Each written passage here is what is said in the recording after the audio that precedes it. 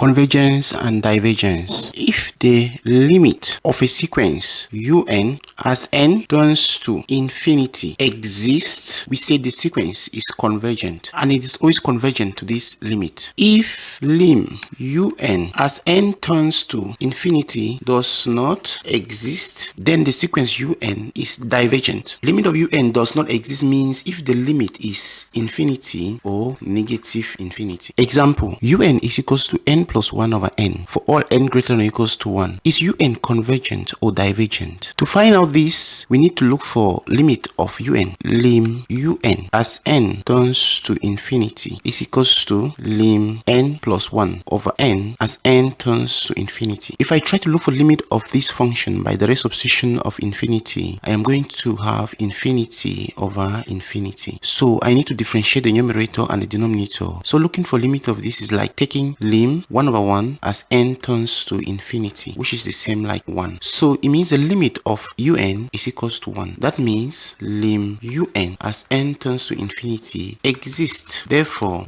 un is convergent.